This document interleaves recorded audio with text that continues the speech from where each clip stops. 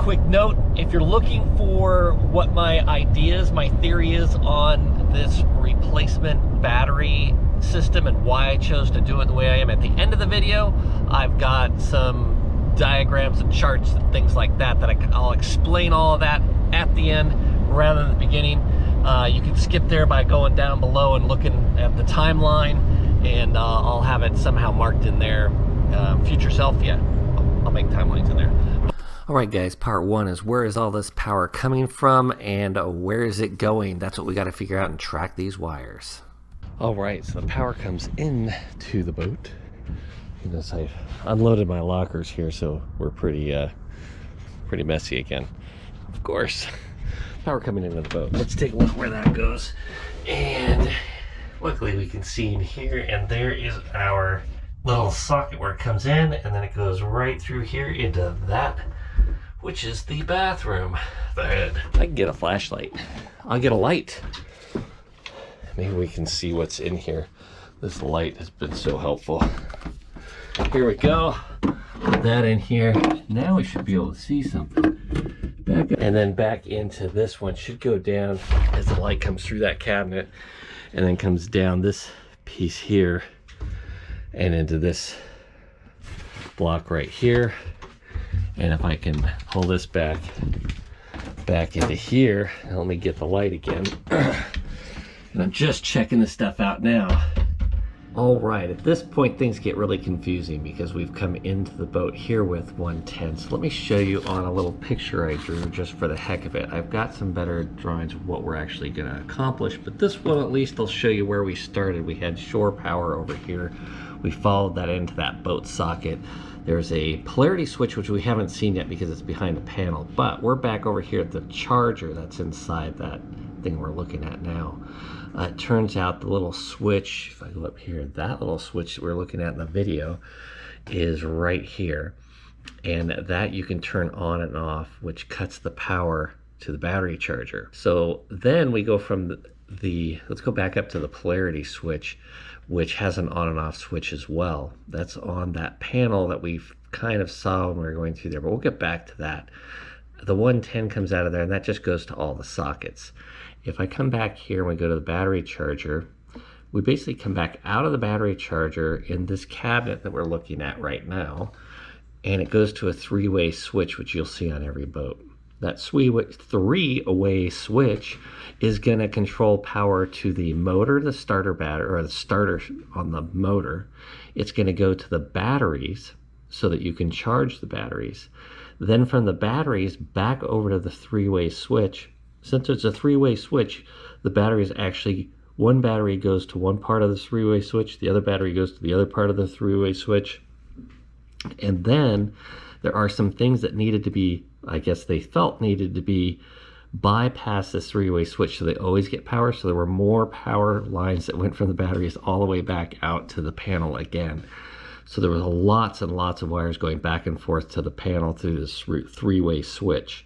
That's kind of what we're looking at here, and that's why it was so confusing. We can go ahead and get back to the video. We're going to simplify this greatly. The way we would simplify this dramatically is still have the shore power come into the boat, come into that switch box that we're talking about. That's the polarity switch, and then to a charger inverter. And instead of going out from here directly to the 110 outlets, the charger inverter will do that. And that way the batteries can charge the 110 outlets or power the 110 outlets. A solar charger can come in and charge the batteries as well as this charger.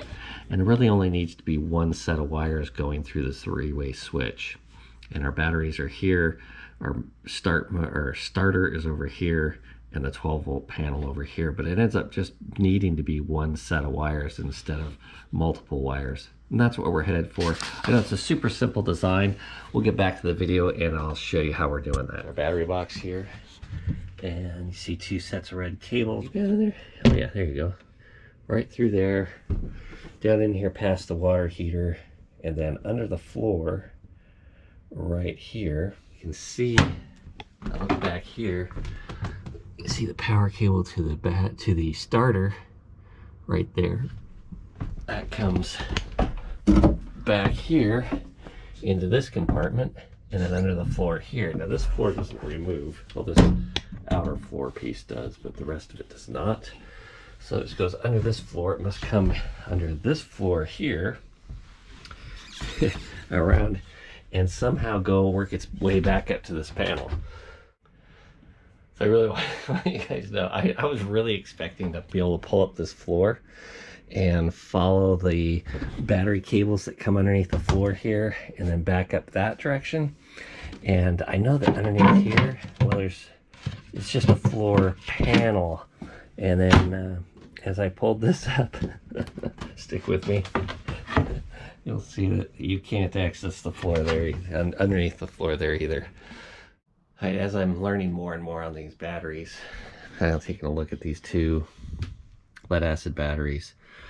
So looking at this battery setup, I've just got to interject here. This is pretty normal and pretty common to see in boats where they split both one battery bank and the other battery bank so that you can run your 12 volt off of just one battery and leave the other for reserve. What's not so common is that a lot of these connectors actually connect the two batteries together with these really small wires, so you really never can turn them completely off. And the size of the cabling is pretty small. Just the number of wires here is really unnecessary to have multiple wires going back and forth to that battery switch. A lot of these were probably added later. We're going to pull all that out and replace all this wiring with a much higher grade wire. In the current situation, I get kind of flustered here because you really can't start the motor with just one of these batteries with such small cabling, so you really have to run the switch on all, and you can never turn them completely off. If you put the switch to off, you still have some 12 volt power being pulled, and if the switch is turned to off, it also will not charge the batteries. So there's a better way to set this up, and we're going to do it. Right, we've got the batteries out. One confusing wire which I'll have to track down, and this one was connected to positive, and of course it's black, which you know, doesn't matter if you're the one that connected it and knew what it went to. And a quick look at what the three batteries are going to look like in here. I took the battery charger out. It's a True Charge 20 plus amp, and it was, the battery connections were pretty good here. We had two batteries connected, one ground, and this was the joke. Where all this power came in, it was just twisted wires. Wow, this is a fire hazard waiting to happen. Well, we don't need this. Now, you'd say that leaves a pretty bad hole. That's not needed anymore. And then this Loran C is not needed as well. What will probably happen is I'll have to make a new board here, because I think what I'll end up putting a display right here. As we start to undo this rat's nest, pulled this one out. This was for the battery monitor. That's coming out.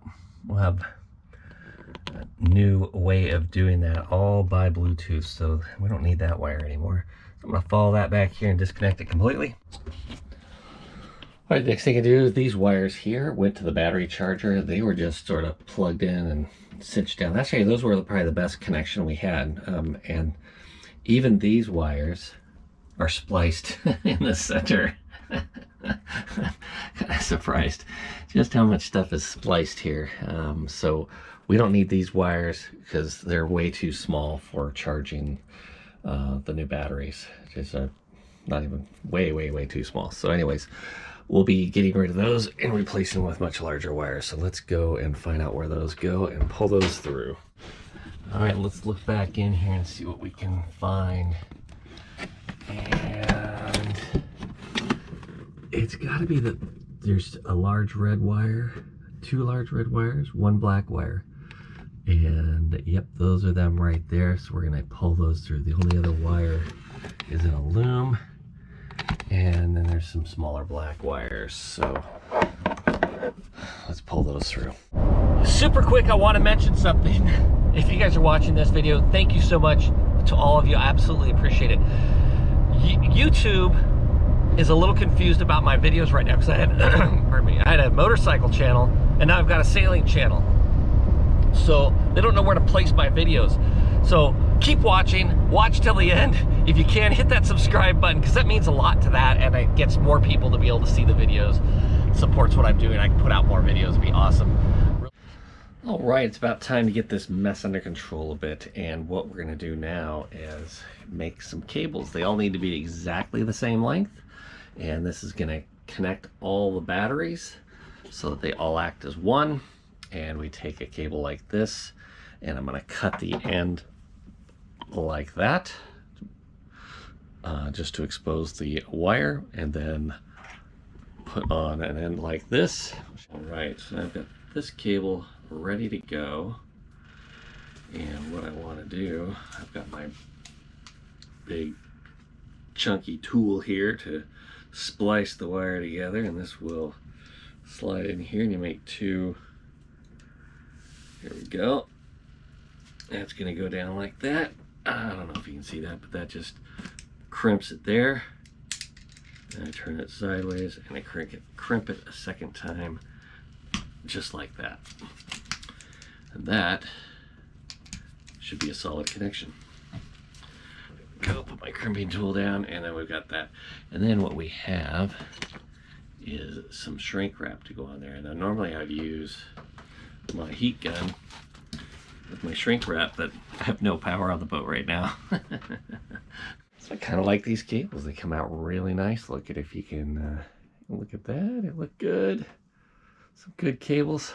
4 of those, connect all the batteries.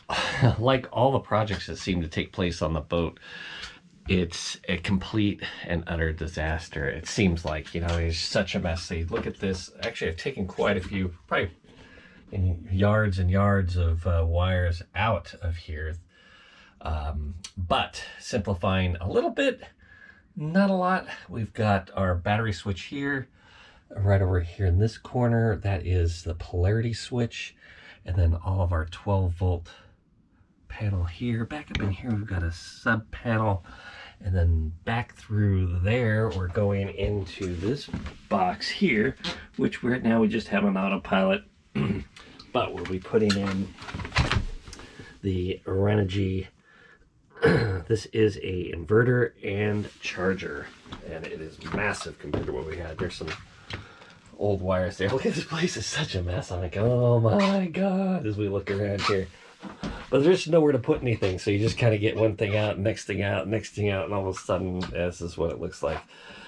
And then we got the battery box, and I was able to get new battery cables all the way routed through. So I found out I can actually route them in through this compartment. And then there's a carrier that goes underneath the floor there that you run the cables through, and then back up through here and the back end. So that's been actually pretty good. I want to give a shout out to a couple people really quick. So Randy, hey, thanks for watching all these videos. I really appreciate your support, man. Absolutely, really, it means a lot to me. As well, Dawson's up in Alaska.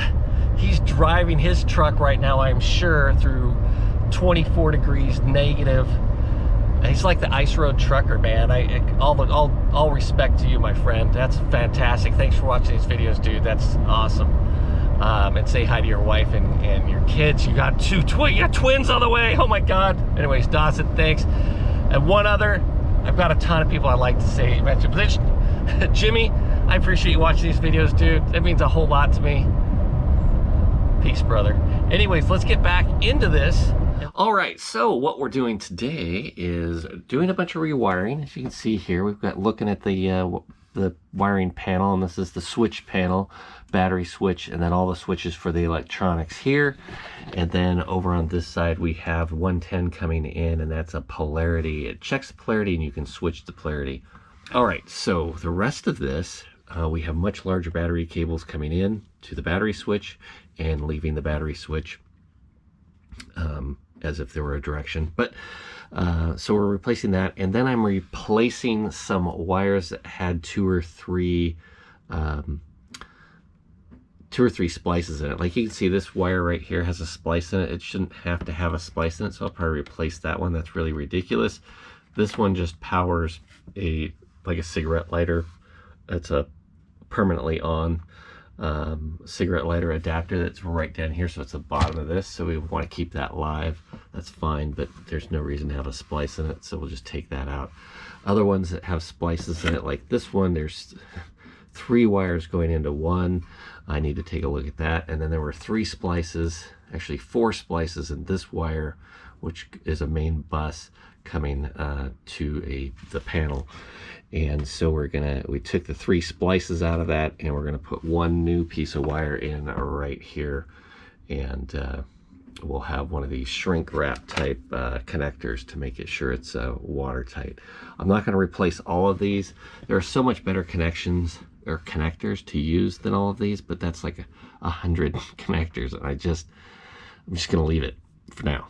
Anyways, we're going to replace what we're touching and what we need to at this point, and then we will move on. All right, I thought it'd be important to kind of show this point. I'm not sure how well this is going to show, but power came, we were talking earlier, and the power came in actually up through this cabinet. This is the 110, came in through this cabinet, back down here, and into this cabinet here. At that point, it came into this switch and transferred into a polarity switch here. And from that point, went back into this panel back here for all the power for the outlets, which is this panel, and that's it, right? So what I've done, this is the cable that comes from outside from the shore power now. And I've disconnected it from all of these, and now this power is going to go into this cabinet and into this converter and charger. Once it goes through the inverter charger, it'll come back through the cabinet in through this wire again, and then connect to our polarity switch and our control panel. And that panel will then power all the outlets. Now the reason for that is, whoa, how about some light there? All right, so the reason for that is that what we need to have this charger and controller and inverter control the system, right? So the power is going to come into that, go into that system, and then out to the boat. And so that way it will charge appropriately and it'll distribute power appropriately. And this way that system also can decide whether the power, your 110, goes directly to your outlets, or you charge your battery and then have your battery use the inverter to power the outlets. So you have 2 choices. Which is better, I guess it's up to you. But there's theories on that one anyways. But you can do either one. 3 days I've worked on it so far. I'm on my 3rd day anyway. And finally the panel is back in place. So everything behind the panel is completed. All those wires are connected. And now we get started on the 110 over, and the battery over to the battery charger, inverter. And that's what we're working on now. That actually shouldn't take too long. I've got to figure out a way to mount that. That thing weighs about 50 pounds, at least 45. I don't know, I could be exaggerating. I'm sure I'm exaggerating. It's heavy though.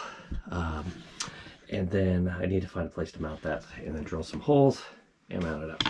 So that's what I'm working on next. Let me show you the connections here. So we have, as far as the connections go, oh, I have to get back into that. I just reminded myself I have to connect the battery temperature sensor, and that is still in that cabinet, so I'll have to go back in there. But we got our negative lead, our positive lead from the batteries.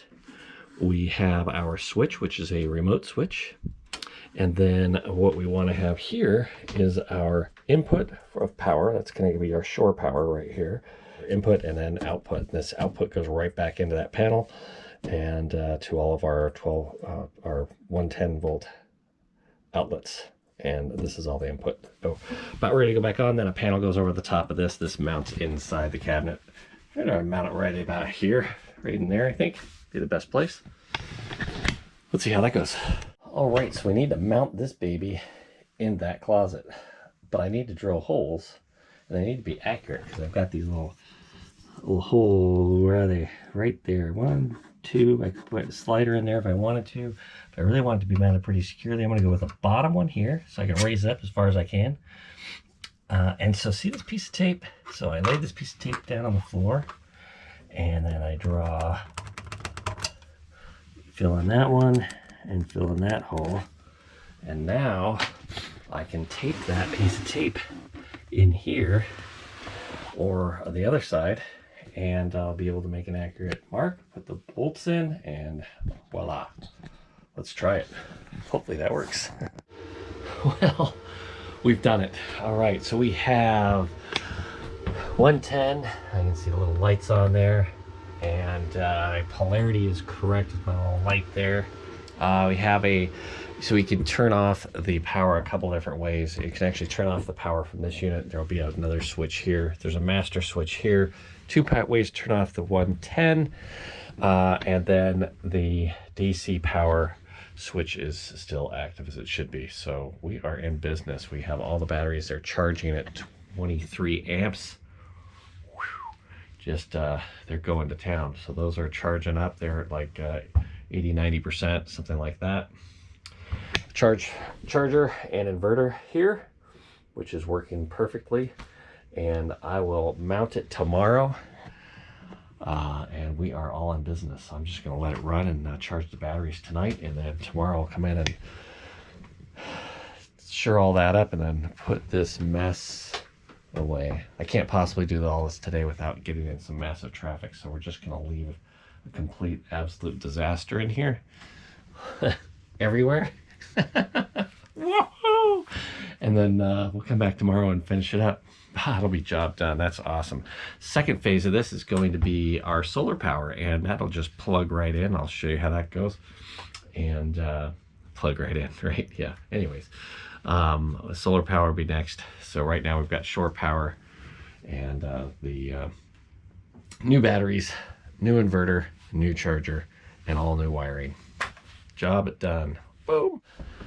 So after finishing up the install of the batteries and the charger and inverter, that night I slept pretty well, but my brain starts going over all the stuff I've done during the day, and it goes, hey, there's an error, you got to get up. So I had to get up at 2 o'clock in the morning, and of course there was a mistake. It's not wrong, but it's still a mistake. So let me show you what I did. If you look at the batteries here, and here we go with the battery setup. Okay, I have my power cable coming to the battery, or going from the battery, and I have my ground cable coming off. Now, these should be set up all positive to positive to positive, ground to ground to ground. Okay, I did that. But what I did do that I don't like, and that is that I put this positive cable to battery, let's call this battery 1, battery 2, battery 3. So battery 1 to battery 3. When what I meant to do was go battery 1 to battery 2 to battery 3. And so it's not the batteries don't care, because it's just power is power. If these were longer cables, there could be a resistance problem from the length from this cable to this cable is twice the distance as all the rest.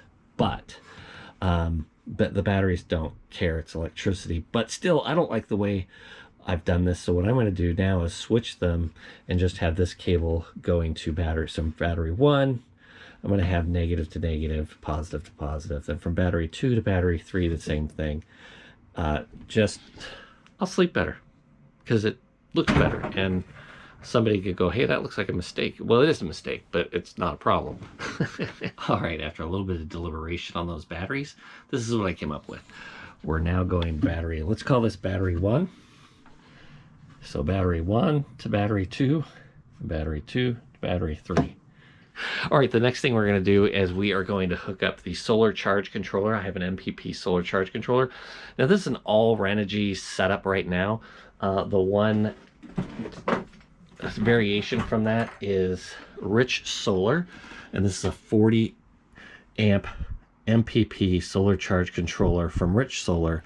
Now, why would I choose Rich Solar over Renogy? Renogy was sold out of the 40 amp MPP charge controller, so I just picked the Rich one instead. I could put a sticker on it. That's that. Now I got to get on to wiring up the MPP charge controller directly to these two terminals here on this charger. And it's not to have it connected to this charger, but it just doesn't matter if it were connected here at the batteries or here at this terminal.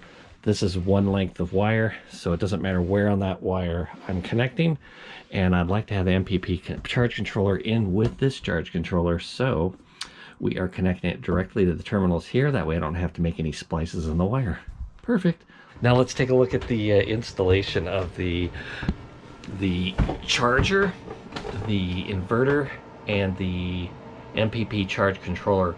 Now that's hooked up, it's ready to go, but I don't have the power cables connected to it. I have them run. Let's take a look. Here we go. I'm not sure how much you're gonna be able to see in here. And this is the charger. It's so massive. It was very difficult to try and load that in there with one hand and bolt it in. Well, hold it in place with one hand, load it with the other hand, and then with my other two hands, bolt it in, drill some holes. Yeah, that was tough.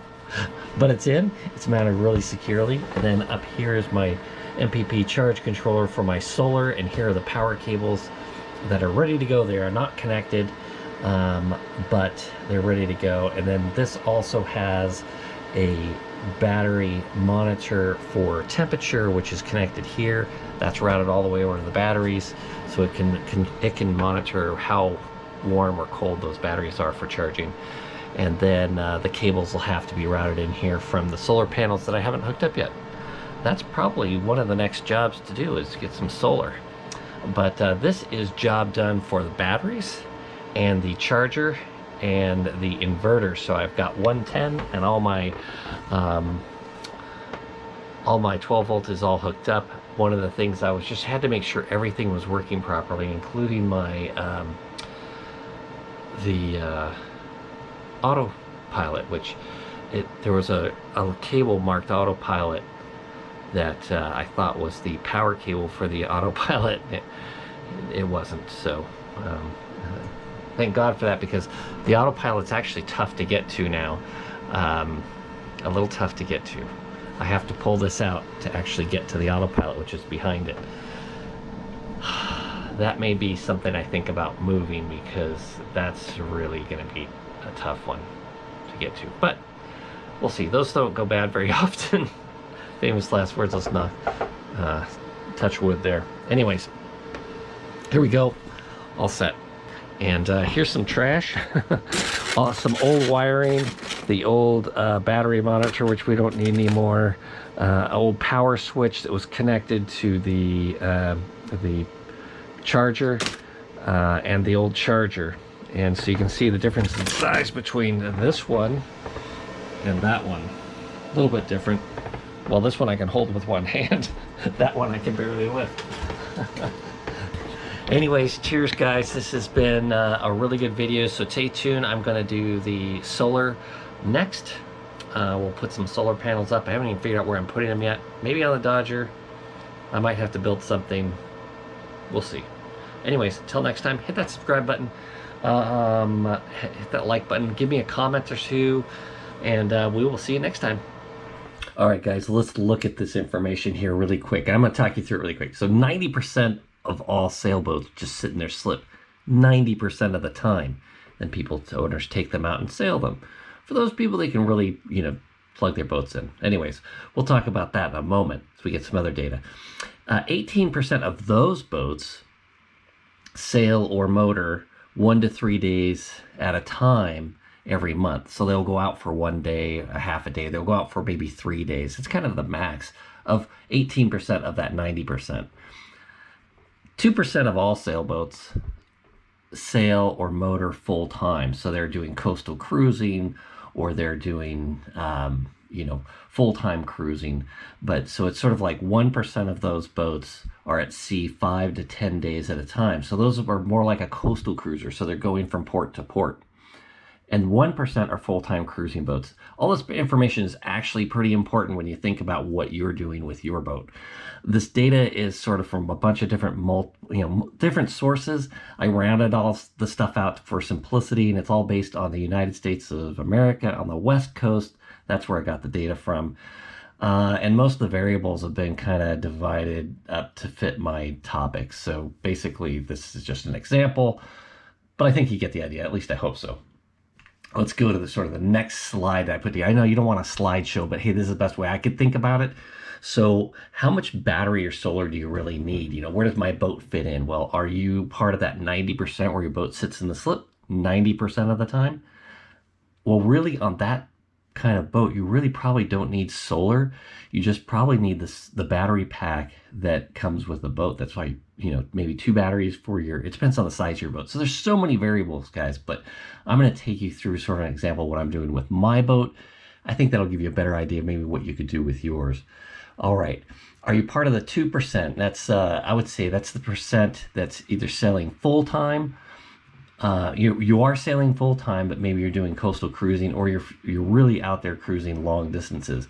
And for you guys, I'd say watch that Delos video, electricity on sailboats. There's a Q&A that he did very recently, and that's what it's called, electricity on a sailboat Q&A. Go to Delos and check that one out. We're really not going to cover that topic that much, but we're going to get into the rest of it and where you can get to that point. 10% of the boats never move at all, so you guys aren't even watching this, so whatever.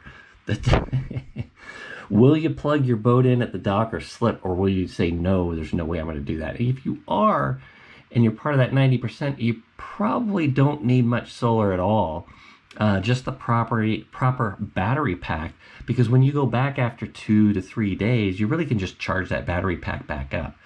And then you don't have to clutter your boat with solar panels. But if you don't want to plug your boat back in, you only need enough solar to charge your battery while your boat sits, if you have a big enough battery pack, or a combination of the two. So we're going to look at a solution that is sort of expandable to full-time cruising, because that's what I'm going to need to do.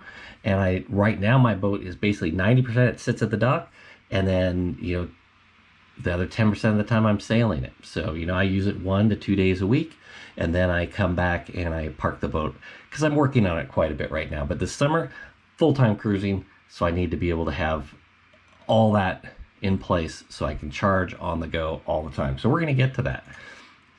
Now this charging profile is kind of weird because there's no timeline, and we really need timeline here to really look at this. But if you haven't subscribed already, make sure you do so, because I need that support. Here, so I put a 90% boat. The red line here is 110 volt. That just means you're at the dock charging. And you basically 80% of the time you can just charge your boat. And the other 20% really can be by your motor, because you're going to motor out, you're going to motor back in, you're going to do a bit of motoring here and there, and that'll charge your batteries as well. So a combination between those two will do it. But if your boat just sits at the dock, it will charge at 100%. It's just how, you know, sort of a charging profile. The day cruiser, he has a combination. He can do some solar to keep the batteries topped up, but he doesn't need to have enough solar to always charge the batteries all the way. He just kind of needs to charge a little bit. And then the power at the dock's going to charge most of his battery pack, and then a little bit motoring, because the day cruiser really doesn't. He goes out of the slip until he can put those sails up, and then he puts the sails up, and then he probably motors back. That's sort of the day cruiser sort of profile there. Coastal cruiser, a little bit different. So how much you charge at the dock is a lot less. So that's right around, you know, 30% or something like that. This table here, you know, if the boat is sitting at the dock all week, or your solar panel could charge that, because it's just sitting there. So you don't need that much solar, but enough solar to charge that battery pack within a week. Or 110 could charge that in a week, and you can take your choice. And then when you go back out, you're going to use the battery pack down to, say, somewhere around 50% or something like that. And then either solar or the 110 is going to charge it back up again. And so if you were just 110, that would work.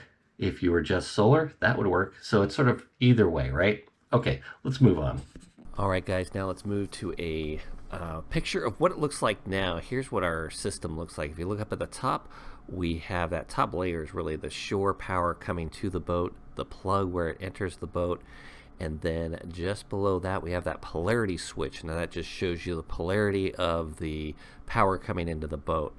We go straight from that to the charger and inverter. So that's really the first point in the boat where it's connecting to something major and real. And right alongside that, the you'll see to the left we have the MPP charger controller. That's for solar. That's where the solar power will come into it.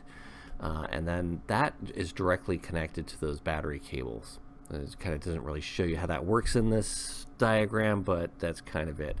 So now your 110 or what is your 220 current is now controlled by the charger and inverter, and you'll see that they're off to the right. So going below that, that's our 12 volts section now, and that is going directly down to the battery switch. So right through the battery switch to the batteries and to the starter, and then to the left you'll see we've got the power outlets for the control panel. Now, something that's sort of interesting here to look at is the power that goes to the starter. It's going to the alternator. The alternator can also provide power to the system. The downside of that is that alternator can't accept as much current as those batteries can put out, so you have to put on a alternator protection device on that, and we'll be doing that and I'll show you guys a bit about that in the next video when we start doing the solar. This system's a lot simpler, and you have one solid cable going from the batteries all the way to the charger and inverter, and then your MPP charger is connected right to the dead end of that, so then you're going to be able to charge from your solar panels straight into the batteries. Simple as I can make it. I know maybe this chart or this diagram isn't the most amazing thing in the world, but it's really hard to kind of describe how that looks other than looking at the system itself. Anyways, next we're getting into those solar panels, so let's move on to that, and I will see you in the next video. Cheers!